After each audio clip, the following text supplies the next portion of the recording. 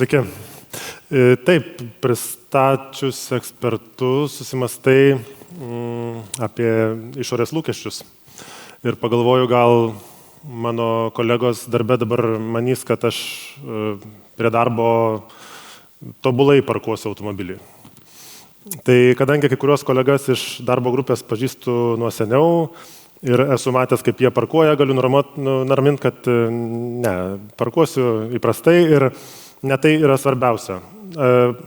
Būtent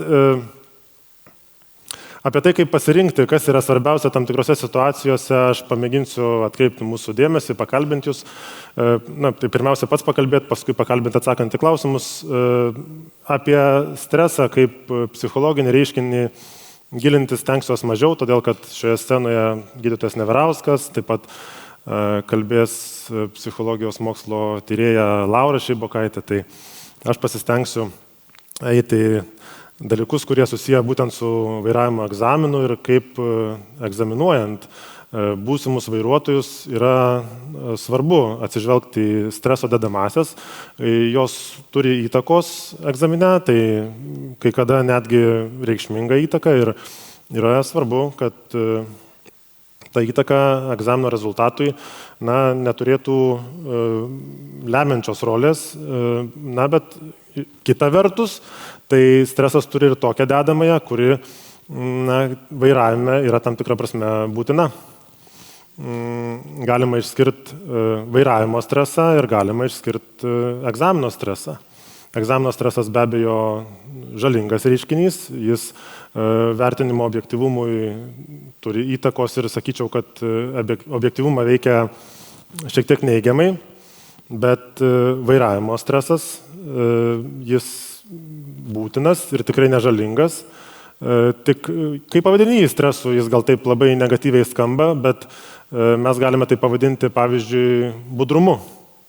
Kitaip tariant, tai vairuotojas negali, vairuodamas miegoti, tiek atsipalaiduoti, kad nejaustų jokio budrumo, jokio poreikio analizuoti tai, kas vyksta aplinkui, tai, kas vyksta su transporto priemonė, kai kada gal su keleiviais, kai kada su juo pačiu.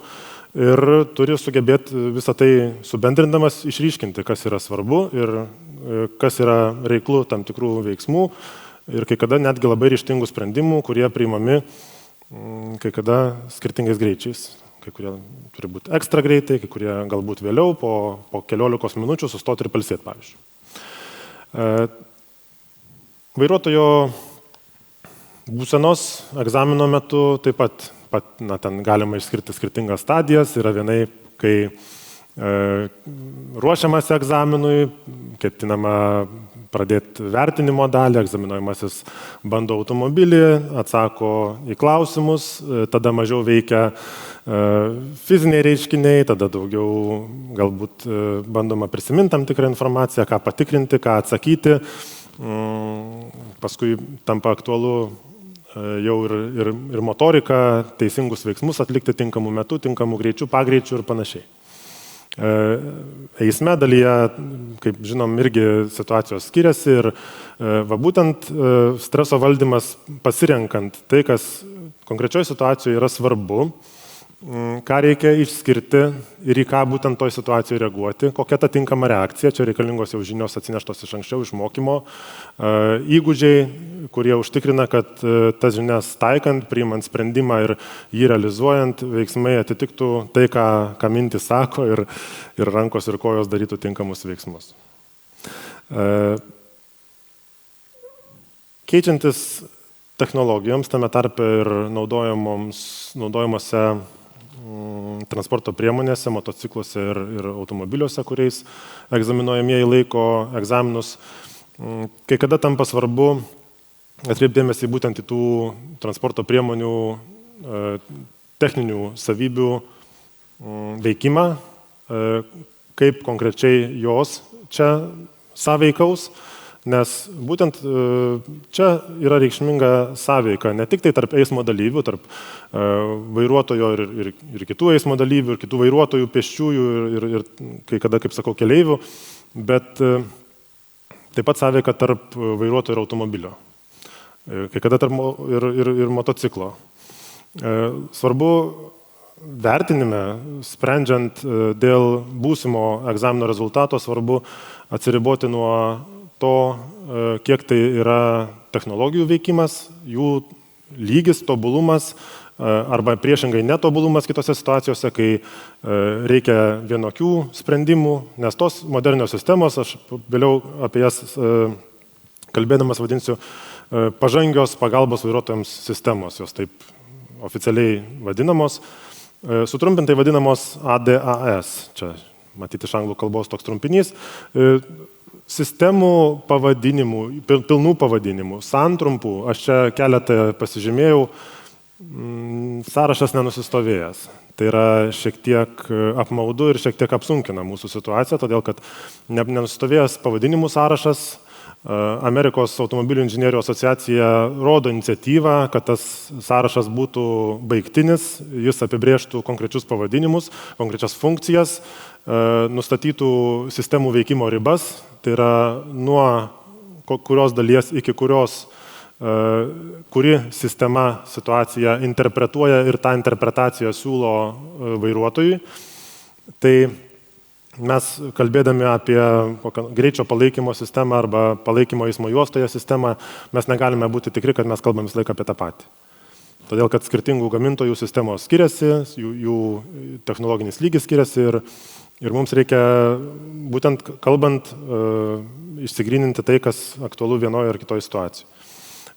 Aš keletą sistemų paskui konkrečiau įvardinsiu ir mes galėsime padiskutuoti, kokiose situacijose jų aktualumo lygis yra toks, kad tai turėtų būti įtraukta į vertinimą arba kaip tik priešingai neįtraukta. Tikriausiai stebėt ir jūs, kurie mokot vairuotojus, kurie arba jei nemokot, tai domitės apskritai automobilių technologijomis, kad kai kurios technologijos ateina ir gana greitai yra įsisavinamos eismo dalyvių, kaip tas mano minėtas greičio palaikymas, o kai kurios sistemos sunkiau skinasi kelią dėl jų technologinių trūkumų. Pavyzdžiui, čia iliustracijoje motociklas ir pastebim, kad motociklų stabdžių antiblokavimo sistema lengvai atėjo į motociklų techniką, veikia ABS motocikluose, principai panašus kaip automobilio ir jie gana aiškus ir valdyme įtakos turi didžiąją dalimi tik tai teigiamos. Gal kai kuriais atvejais yra tų specialių situacijų, kur yra reikalingos specifinės žinios, bet bendrai prasme tai gana aišku. Kita tokia irgi labai plačiai žinoma gera sistema, elektroninė stabilumo programa į motociklus ateiti negali dėl technologinių priežasčių. Automobiliuose ji net nejuntamai buvo integruota, mes kai kurie gal kai kada vairuodami net nežinom, ar automobilyje, jeigu be abejo šiuolaikinis automobilis ją turi, bet jeigu koks senesnis gali turėti, gali neturėti, mes to net ne visą laiką identifikuojam, ar jie yra, ar veikia. Bet su motociklais tai negali būti taip integruota lengvai dėl to, kad tam tikra dinaminė specifika, kad motociklo judėjimas priklauso nuo vairuotojo kūno padėties transporto priemonės atžvilgiu ir ten jau tas stabdymo jėgų, posvyrio kampo matavimas jau sistemos nebegali jo paveikti dėl to, kad negali nustatyti, kokioje padėtyje tam tikrų vienu kitu atveju bus žmogus vairuotojas. Ir tai yra tokių sistemų dėgymo trikdžiai. Yra panašių sistemų, bet yra tam tikra specifika, kurią reikia žinoti. Viena iš tokių, kurią būtų galima čia paminėti, yra automatinis stabdymas. Darbo grupėje, apie kurią minėjo mane pristatydamas vedėjas, yra gana detaliai nagrinėjamos tam tikros sistemos ir jų galima įtaka egzaminuojamųjų vertinimui praktinio egzamino metu. Viena iš tokių yra tas automatinis stabdymas. Sprendžiama, ar toje situacijoje, kai egzaminuojamasis vairuoja ir suveikia šitą sistemą, ar tai savaime reiškia egzamino neišlaikymą. Tai reiškia, kad būtinai reikia vertinti tai kaip reikšmingą įgūdžių trūkumą ir jeigu jau tai sistemai teko stabdyti transporto priemonę, reiškia, kad egzaminuojamasis vienareikšmiškai atliko kažką ne taip ir tai yra tokia jo klaida, kuri turi lemti neigiamą egzamino rezultatą. Tai atsakymas, kad ne, nebūtinai. Vertinti reikia, kaip jau sakiau ir dar turbūt keletą kartų sakysiu, kad labai svarbu vertinant atsiriboti nuo būtent teisingai nusibrėžti ribą, kur yra dar egzaminuojamojo įgūdžių nulemti veiksmai, o kur tik tai automobilio sistemos teigiamo arba ne visai tinkamo veikimo pasiekmė. Jeigu situacijoje stabdyti tikrai reikėjo ir tai buvo galima iš anksto numatyti, tai be abejo, kad tai yra klaida, jeigu egzaminuojamasis to nepadarė. Tai gerai, kad buvo sistema, jis suveikė. Egzamino metu daugeliu atveju tai sistemai suveikti netenka, dėl to, kad yra dar ir egzaminuotojas, kuris irgi tą intervenciją padaro. Tačiau galima situacija kitoj plotmėj, kai priežastis stabdyti atsiranda taip netikėtai, kad tiesiog žmogiškos reakcijos laikas yra ilgesnis negu sistemos veikimo ir dėl to pirmiau pradeda stabdyti tą automatinio stabdymo sistema, o ne vairuotojas, nesuspėjo sureaguoti. Tai tokiu atveju be abejo egzaminuojamo klaidos fiksuoti neišeina. Ir kiti atvejai, kai sistema veikia tiesiog nepriimtinai, netinkamai, tai yra iš esmės tos sistemos defektas. Tai iš tokių sistemų, kurios negalėtų būti naudojamos egzamino metu arba jų naudojimas turėtų būti ribotas, kol kas yra išskiriamos dvi. Tai yra automatinis parkavimas, tai yra kur sistema ne tik tai siūlanti vairuotojui tam tikrą situacijos interpretaciją ir vairuotojas vis dar turi galimybę rinktis, priimti tą interpretaciją ir jo vadovautis arba ne, bet čia jau yra atliekami konkretūs veiksmai, priimami sprendimai, kokioje padėtyje transporto priemonėje esant, kuria kryptimi važiuoti, kuria kryptimi pasukti vairuojamos ašies ratus ir tokiu būdu iš esmės visą funkciją atlieka tik tai automatizuota sistema. Tai be abejo, kol kas toks sistemos naudojimas yra nepriimtinas, bet reikia suprasti, kad tobulėjant toms technologijoms keičiasi ir egzamino vertinimo principai ir kažkada, šitoj situacijoje kalbėdamas dažnai naudoju tą pavyzdį, kad kažkada automobiliai neturėjo dešinio galinio vaizdo veidrodėlio. Jo nebuvo apskritai. Ir tai buvo savaime aišku, priimtina ir nekėlė problemų. Ir parkavo vairuotojai lygiai grečiai, be to veidrodėlio ir tai ne ką blogiau padarydavo. Tai dabar savaime aišku, kad jis yra ir jis būtinas, bet tai reiškia, kad ko gero kai kada galės būti svarstomos ir tokios situacijos, kai ir tos automatizuotos sistemos, jų naudojimas taps ir galbūt ir priimtinas. Dar viena, kurią manau, kad aktualu išskirti ir kur manau, kad su vairavimo mokyklomis bendraujant, manau, dar teks tikrai ir apsikeisti nuomonėmis, tai yra aklos zonos asistentas, bet asistentas tai čia veda iš poreikio apskritai žvalgytis vairuojant ir žinome, kad žvalgymosi klaidų yra įvertinama nemažai praktinio egzamino metu. Tai viena populiaresnių klaidų. Reikėtų tiksliai apibrėžti situacijas, kada būtina tikrai žvalgytis ir atitinkamai būtina vertinti. Ir ten, ko gero, nuomonių mišinyje mes ilgai diskutuotume. Aklos zonos asistentas be abejo padeda spręsti sudėtingesnės situacijas, ko gero, kad jis atkreipia dėmesį, tai yra, kaip ir minėjau, tam tikras situacijos interpretacijos pasiūlymas, jo galima vadovautis arba ne, tačiau vertinimo požiūriu tai yra laikoma, kad egzaminuojamojo vairuotojo veiksmai turėtų būti identiški ir tai situacija, kuomet to asistento nėra. Reiškia, lygiai tiek pat reikia žvalgytis per veidrodžius, nepriklausomai nuo to, ar indikatorius įsižiebęs, kai kada galbūt netgi riboja vairo pasukimus, bet veiksmai nesikeičia, vairuotojas lygiai taip pat žvalgosi, tiesiogiai žiūri, stengiasi identifikuoti aktualias zonas, jose galimai esančias kliūtis, tiesiogiai užtikrindamas, kad sistemos veikimas tokių saugumo kriterijų vertinimui įtakos neturės. Kalbant apie šių sistemų ribotumus ir jų galimus trūkumus, na čia atsispirt norėčiau, kažkaip pristatymas, nepaminėjus dirbtinio intelekto, tai paminėkime intelektą iš tos pusės, kad be abejo ir šiuose išmaniose, pažangiose automobilių sistemose dirbtinio intelekto įrankiai yra pasitelkiami, dar nėra plačiai integruojami, bet jau užuomazgos yra ir matomos. Kalbant apie dirbtinį intelektą apskritai, ne tik automobiliuose, turbūt sutiksime, kad to dirbtinio intelekto naudojimo rezultatas priklauso ne tik tai nuo įrankio tobulumo, bet ir labai reikšminga dalimi nuo naudotojo išmanumo, nuo jo intelekto, grubiau pasakysiu.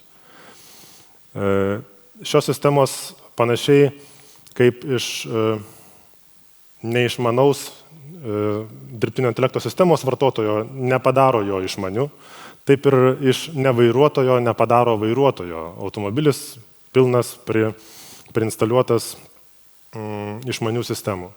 Vairuotojui reikia žinot, kaip tos sistemos veikia, kaip pasinaudot jų teikiamais privalumais. Jeigu vairuotojas apsisprendžia praktinio egzamino metu, galima ir nenaudot.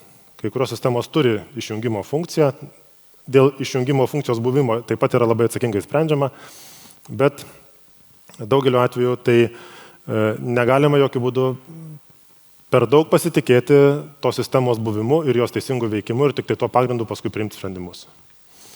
Analogiškai kaip ir su dirbtinio intelekto rezultatais, jie ko gero daugeliu atveju turi būti perpatikrinti. Egzamino metu svarbu užtikrinti, kad būtų įvertinami būtent egzaminuojamojo žmogaus įgūdžiai, jo situacijos stebėjimas, gebėjimas priimti teisingus sprendimus, o tam, kad tą teisingą sprendimą sugeneruotų, reikia žinoti, kas konkrečiose situacijose yra svarbu, kur sukoncentruoti dėmesį, nes vairavimas, ko gero, yra ne kas kita, kaip tik tai teisingas dėmesio paskirstimas, prioritetų suformavimas ir teisingų veiksmų realizavimas. Tai dėl to, jeigu prioritetizuosime kokią nors sistemos rodomą indikatorių betodariškai, netkreipdami dėmesio, ar jis tą indikatorių, tam tikrą sprendimą mums dabar siūlo pagrįstai, tai ko gero, kad bus didelė tikimybė apsirikti ir dėl to situacija gali tapti potencialiai nesaugia. Ko gero, pagrindinė mano žinutė bus ta, kad negalima atiduoti, kaip atsispirsiu nuo praėjusių metų temos, Z karta, jie mano stebėjimu linkę per daug pasitikėti įvairiausiom sistemom, išmaniom sistemom, aplikacijom. Reiškia, jie supranta, kad jeigu sistema yra, tai ji turi veikti, ji man parodys, ji informuos. Tai bendruomenė, su kuria tenka dirbti, ta tarptautinė vairuotojų vertinimo komisija, sprendžia, kad yra tik tai dvi sistemos, mano jau paminėta automatinio parkavimo sistema, taip pat automatinio kliūties apvažiavimo sistema, kurios neturėtų būti naudojamos egzamine. Visos kitos sistemos gali būti naudojamos, tačiau jos vairuotojų jokių būdų nepakeičia, jos pasiūlo tam tikrą situacijos vertinimo interpretaciją, bet vairuotojas sprendimus priima vertindamas savo žiniomis ir įgūdžiais ir visumą aplinkybių, tame tarpe ir tų situacijų interpretacijos, kurias teikia sistemos. Tačiau sprendimas priimamas turi būti vairuotojo žmogaus, o ne dirbtinio intelekto arba elektronikos. Tai tiek. Ačiū. Pratęskim diskusiją dabar, pratęskime diskusiją socialinėse tinkluose ir viso renginio metu.